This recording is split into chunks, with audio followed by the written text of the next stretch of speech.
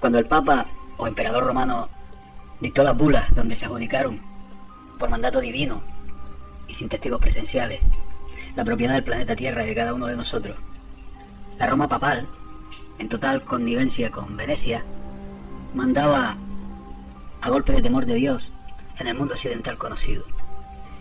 Al descubrirse oficialmente el Nuevo Mundo, América, a la vez que se fracturaba el maridaje papal con Venecia, dando lugar a que el poder de la nobleza veneciana pusiera rumbo a las Islas Británicas para sentarse definitivamente, y hasta el día de hoy, en la City de Londres, aquel contrato de propiedad, otorgado supuestamente por Dios al Papa, precisaba modernizarse para adaptarse a unos tiempos en que la Compañía Británica de las Indias Orientales, por una parte, y el acaparamiento de materias primas y demás con América y África, por otra, fueron las herramientas de expansión del Imperio Británico y del español.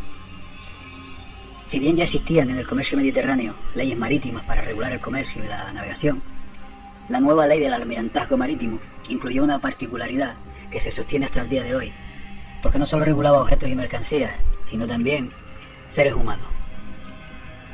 Digamos que en principio nadie tiene nombre, ¿no? Todos los nombres son falsos y carecen de significado porque uno llega al mundo y cuando lo deja lo hace sin nombre. Tú eres sin nombre, un rótulo que se te pone con un propósito utilitario, ¿no? Propósito utilitario, no hay nada en un nombre. Solo hay dos ámbitos en el planeta, la tierra y el agua, la tierra y el mar, ¿no? La gente vive en la tierra, por lo cual la ley de tierra o ley nacional es la ley de la gente que vive en la tierra, siendo diferente de acuerdo a cada país. Ojo a este detalle, porque es la ley de la gente que vive en ese país. Para saltarse este escollo, aunar un criterio en torno a una ley que regula el mar y no la tierra. Pero la ley esta del agua es la ley del dinero, el flujo de fondos y los activos líquidos circulantes. No obstante, en la actualidad el dinero no tiene respaldo en metales preciosos, se basa en la mano de obra de los pueblos, que son la única fuente de crédito ante la deuda pública. Corona de la Tierra es un artificio milenario no incorporado mediante el cual la Tierra es reclamada por la corona a ser propiedad privada suya, también conocida como el Crown Estate, la compañía, la corona de la corporación, la Commonwealth, también conocido como dominio público y todos los demás derivados, ¿no? Aún más, la corona afirma que la tierra le fue concedida legalmente y que nunca puede enajenarse de ella. Pero uno se pregunta concedida por quién, ¿no? El derecho romano llama a la ley del hombre ius, que de ahí viene el término ius y justicia, ¿no? Y a la ley de los dioses, fas, de donde viene la palabra fascismo. La ley de los dioses es la ley del mar, del ambientazgo, el control fascista de las corporaciones con el capitalismo del monopolio. El lenguaje jurídico es distinto y específico. Esto se ha mantenido para facilitar el control de quienes no lo entienden, pero están sujetos igualmente por contratos, tratados, constituciones o leyes a la letra impresa en ellos, ¿no? Y que los vincula de por vida a esa jerga incomprensible por estar cargada de tecnicismo.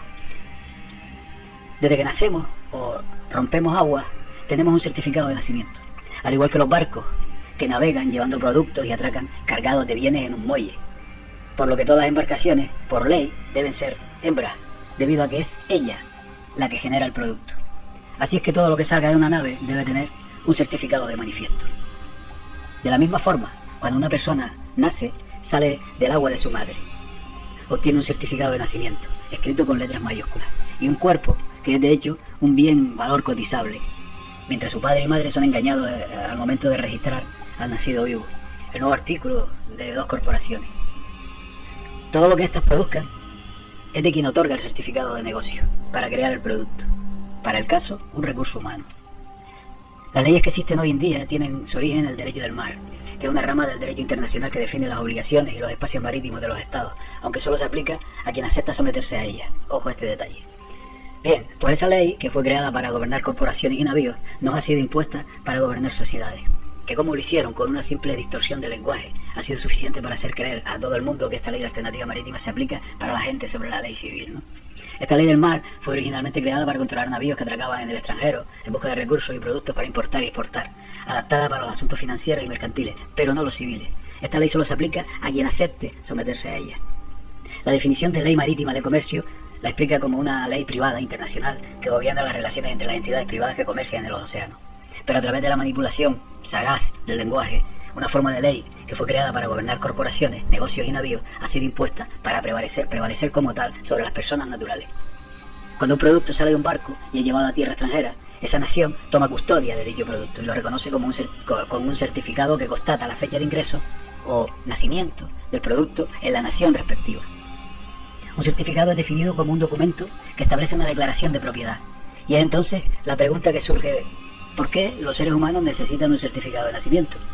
Pues porque son propiedad del país donde nacen, que lo usa como valor de intercambio internacional. Por tanto, cada persona con un certificado de nacimiento es definida como una propiedad, un simple recibo legal.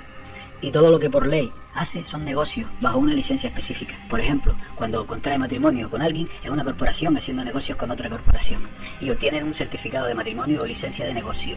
Es cuando del niño nacido vivo crean una segunda entidad que llaman persona, con un padre y una madre que actúan como socios de un matrimonio o unión libre, que en realidad han concebido un personaje que detenta un título de propiedad o partida de nacimiento, que se registra en letras mayúsculas para dominio público a favor de una corporación marítima, y así el Estado se apodera del personaje, por lo menos hasta que cumpla la mayoría de edad, cuando el individuo afectado puede reclamar para sí su doble tú. Este legalismo, digno de un libro de magia, ¿no?, se inicia con otra faceta, por ejemplo, en los Estados Unidos, cuando en marzo de 1933 se declaró en bancarrota y comenzó a aceptar los préstamos de la Reserva Federal, una corporación privada afiliada al gobierno. El país, sin dinero para pagar los préstamos, empezaba a usar a sus ciudadanos como un valor negociable en garantía de respaldo. Ello quita a la persona sus derechos naturales inalienables y en cambio pasa a tener privilegios, deberes y beneficios. O sea, un esclavo en toda regla que pertenece al Estado. Esta ley alternativa marítima trucó el sentido de la palabra persona, de ser una persona natural a convertirse en una corporación, de corp, que en inglés significa cadáver. Los impuestos, un permiso de circulación, de trabajo, de residencia, para establecer un negocio, de construcción, un certificado de nacimiento, matrimonio, multas de tráfico, seguros y otras formas de documentación que una vez se creyó eran absolutamente necesarias, solo se aplican a la persona, si entendida como corporación o persona jurídica. Cuando una persona firma cualquier documento legal, está cediendo indirectamente los derechos de nacimiento citados en la Constitución, y la persona se convierte en una corporación que se crea con el mismo nombre que la persona natural. La única manera para distinguir el nombre natural del nombre corporativo es diferenciarlo mediante el uso de letras mayúsculas o minúsculas, ya que el nombre corporativo siempre estará en letras mayúsculas. Esto se conoce como capitis diminutio maxima, que en derecho romano refiere la pérdida o disminución de derechos, sea la libertad, la ciudadanía o la capacidad civil. Bajo tal concepto, la libertad se obtiene como permiso condicionado por un superior, lo que no otorga liberación. Una persona puede tener libertad, pero no liberación. La libertad requiere pedir permiso, obtener un pase o una licencia, que es un acuerdo dentro de la ley de quien lo emite. Por eso es que hay policías para respaldar la política de los políticos, que a su vez trabajan para los amos de las corporaciones. Al comprobar el nombre en un documento de identidad, pasaporte, seguridad social, tarjeta de crédito y cualquier otro documento oficial, este solo aparece en letras mayúsculas para representar la corporación que tiene el nombre de la persona, pero que no es tal, ¿no? Las leyes creadas para el control de la sociedad son aplicadas con lo que se llama la sociedad de la ley. La clave de este engaño es el hecho de que no somos por naturaleza miembros de esta sociedad de la ley. Por lo tanto, sus leyes no se aplican a personas naturales. Los jueces, abogados, procuradores, intendentes o lo que sea hacen parte de esta sociedad, que a su vez que a su arbitrio, ¿no?, ha creado su propio lenguaje o jerga, que es perversa y engañosamente aplicada para formar creencias y conceptos. De modo que básicamente todas exigencias de edad, infracciones y cualquier tipo de regla arbitraria, exceptuando el daño a otra persona o su propiedad, son normas que no aplican a la persona natural. El juego de la ley es solo una ilusión, por lo que es posible reclamar la libertad con que se nace, la cual solo tiene los límites que impone el libre albedrío. El certificado de nacimiento que se exige a la persona natural tiene el nombre en letras mayúsculas, que representan una corporación o doble tú de aquella persona, que está conectado a un fideicomiso a nombre de la corona, o sea, en última instancia, el Vaticano. Legalmente se nos considera una ficción, un concepto, una idea que se expresa con un nombre. Por tratarse de una persona jurídica no tiene conciencia. Legis ens, un ser artificial, un nombre palabra escrito en una hoja de papel para ser legalmente atado a perpetuidad, un barco flotando en el mar del comercio. La única salida para la persona natural es recuperar su entidad muerta, o corp, que significa cadáver en inglés, y que la corona creó, convertida en el fiduciario del fideicomiso, quitu y ses, y darse de baja de la ley marítima de comercio que la tiene en custodia. Es por eso que siempre se necesita la representación de un abogado cuando involucre asuntos legales, porque está muerta, ¿no? La ficción legal es una construcción en el papel, un fideicomiso mercantil. Cuando la persona natural recibe una factura o citación de un tribunal, es siempre en mayúsculas, similar a lo escrito en una lápida. Las letras mayúsculas literalmente significan muerte. Una ficción legal creada cuando alguien informó al gobierno que había un nuevo buque en la ciudad de nacimiento. Como una persona muerta no puede interactuar con empresas o con el Estado, la ficción legal lo hace. Es el segundo tú que a través de estas ficciones legales es engañado en el pago de impuestos, obtención de créditos y demás. Esto lleva a la deuda y al dinero.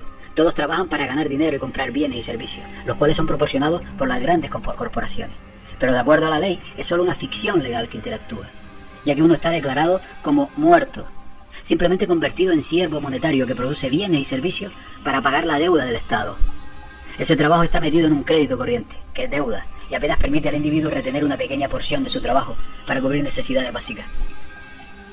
Todos los gobiernos y países son ficciones, fabricadas y comúnmente aceptadas. En realidad nunca ha habido alguna vez gobierno, países, dinero o constituciones. Los países con deudas impagables, que en la práctica son casi la totalidad, resultan rescatados por los organismos internacionales de crédito, bajo el acuerdo de que las personas trabajen para producir bienes de intercambio con el fin de pagar los préstamos. Resultan pues garantía monetaria, a ser utilizada en la forma que la gran banca considere, para pagar la deuda y generar más dinero. Por tanto, la gente es vista como estando en custodia de la corona. Ello permite a las personas funcionar como un bien valor en el comercio y aceptar los beneficios proporcionados por el Estado, sin saber que por su trabajo son acreedores naturales del sistema. El juego de la ley es solo una ilusión, una forma de perversión del lenguaje que perpetúa el falso ser. Como la persona por naturaleza no es parte de la sociedad de la ley, sus leyes no se aplican a personas naturales. Resulta una ley distorsionada que adopta una estructura de creencias originalmente creada para asuntos mercantiles y financieros y no civiles. La persona natural solo es gobernada por su propia conciencia. Las leyes son creadas para el control social a través de la sociedad de la ley. En un tribunal o corte los derechos civiles no son protegidos. De facto, el juzgado y el demandante se encuentran en un navío, y todo lo que allí ocurre está bajo la ley marítima. El juez actúa como un capitán que resuelve una disputa mercantil entre las partes, y por ello, en cualquier juicio hay siempre una suma de dinero en juego, que una vez pagada, cierra el caso. La inmensa mayoría de gente no sabe que desde su nacimiento ha sido sometida a la ley marítima alternativa, algo posible gracias a la manipulación del lenguaje. Cuando se firma cualquier documento legal, se están cediendo derechos inalienables de nacimiento, y la persona natural se rebaja al estado de una persona artificial.